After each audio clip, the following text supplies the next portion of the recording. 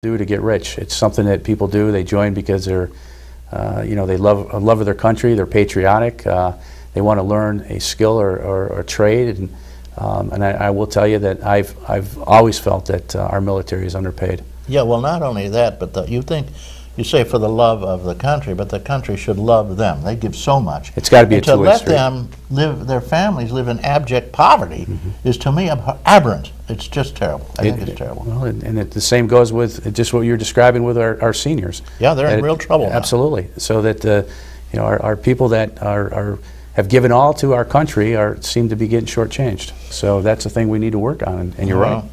Yeah, I think the only answer is to throw everybody in Congress out and start over. I think these people are entrenched. Where do I sign? There you go. We got a couple calls, Troy. You want to take one? Absolutely. Hey, caller, thank you for waiting. Good morning on this beautiful morning. Well, I'll sign too. Well, thank you. I have a question for your guest. Yeah. And I want to know if it seems to me that the veterans from World War II, well, of course, most of them are pushing 80, if not. Yeah. And but there seem to be more veterans at an older age from World War II than there were for like World War I and so forth. Are the veterans living longer than they did at previous wars? I would assume that they probably are living longer, but I know that there was more people that were mobilized and deployed for World War II as far as veterans go than there were for World War I. So there would have been more to start with. Absolutely. There was, I think, upwards of 20 million, right, for World War II? Yeah. Now, would you happen to know if the veterans, now, I have an opinion on this, but I'm not sure. Trick question. Yeah, right. The veterans from the Vietnam War, I know that there weren't, of course, nearly as many men involved, but doing it, what's the word I'm looking for? Spit it out. You know what I mean.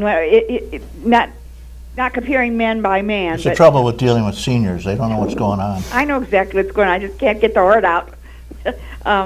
Anyway. I'm kidding, incidentally. Most seniors are smarter than you. Thank you. There we go. Are there... why do I call you? Are there... Proportionally, that's the word I was looking for. Proportionally, are the Vietnam veterans, have they passed on faster than the World War II veterans? And do you think if it has been that way, part of it could be because of the way the public reacted to the World War II veterans, and then the way they negatively reacted to the Vietnam veterans, even though it wasn't Vietnam's veterans' fault that we were in a lousy war. It was, they did not deserve what they got. We should have been mad at somebody else, and we all know where, Washington. Okay. Yes, I'm not 100% sure if that was a reason. I know that our Vietnam veterans were exposed to Agent Orange, and Agent Orange, which the government didn't even recognize for over 15 years, I think. That is correct. So a lot of our veterans that were exposed to Agent Orange are having problems with diabetes, Parkinson's disease, cancer. They're even looking at the fact that Lou Gehrig's disease, ALS, could someday be linked to exposure to Agent Orange. I think that is contributing to the high mortality rate right now of our Vietnam vets. And didn't they have more mental problems also? Yes, they did. They weren't given the support. Yes, that's exactly. They weren't given the support from the public, and they definitely weren't given the support from the Veterans Administration when they came home. And I think that has definitely contributed a lot to their shorter mortality rate, I should say. Right. But well, thank you, caller. We need to thank. No more questions. I don't have a question. I want to make. I want to say, we need to thank and embrace every veteran we know, no matter what war it was in. Absolutely. For doing what was perceived as your duty. Mm-hmm. Okay. Yeah. Thank you. Well, thank you. I don't think anybody blamed the veterans for Vietnam or in these wars. No. They blame the government. that is sending these folks off to craziness, I think. And do you have high hopes for taming Afghanistan? No. No one does. But No. why do they keep this damn thing going? Excuse my French, friends. I don't know. And I think that that's where the public has to get involved, and we have to start letting, the people that we do have in office, we may not want them all to be there, but they are there, and we have to continuously talk with them, communicate with them, and let them know specifically what is our purpose, what is our mission. Troops are good for getting in and taking care of business, but they're not there. They're not a nation building.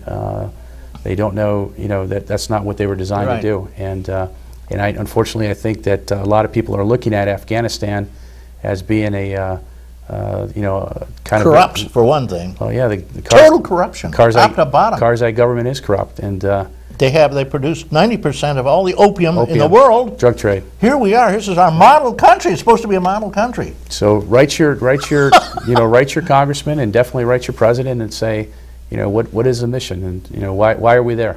Yeah, what are we there for? To get our kids? Well, I think one of the reasons we're there, I think, and this is just a secret, my secret suspicion, we're making lots and lots of money, billions and billions of dollars for the arms makers, the rich and powerful people who control the arms, including a organization that the Bushes have a big, strong, the Carlyle Group.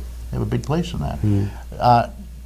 People are making huge money on this, although the toll on our beautiful children, just unbelievable. It's unspeakable.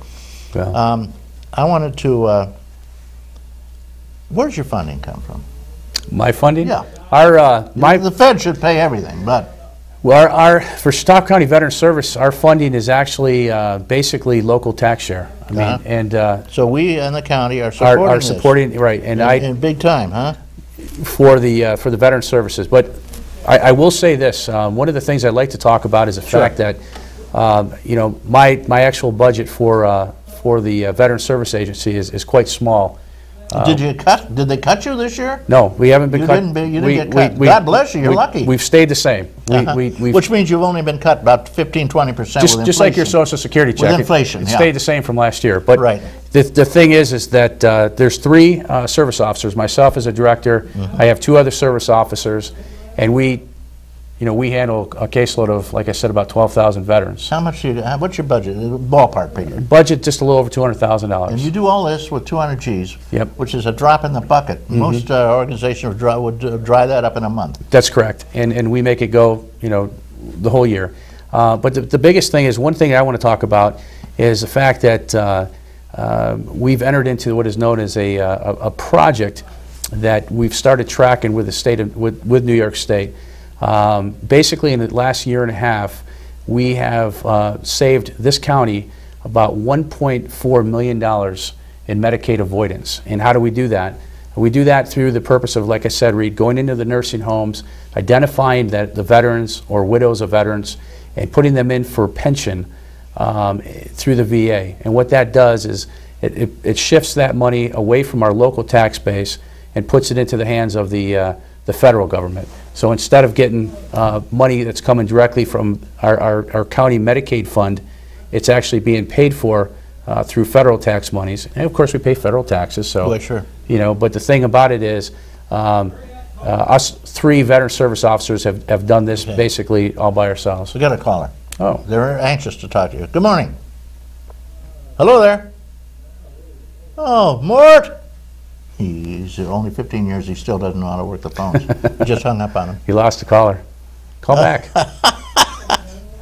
Question. Okay, funding is local. Yes. We cover this, and we peanuts for what you do. We actually do get about $6,500 from the state of New York. That's it. And you've saved how much for the county again? Well, in the last year by switching off the Medicaid, which is killing us. $1.4 million in Medicaid avoidance for your $200,000. That's right, pretty good deal. and that's not including we've done actually more than that, but that's the one program that we're tracking right now. So we actually make ourselves money, I suppose. Sure, yeah. There was a difference between World War II, which we talk about, even Vietnam a little bit, the wounded coming home. Now, in the past, you were a goner in half the cases. Today, they managed to save people who would have been buried on the spot, and they get them home.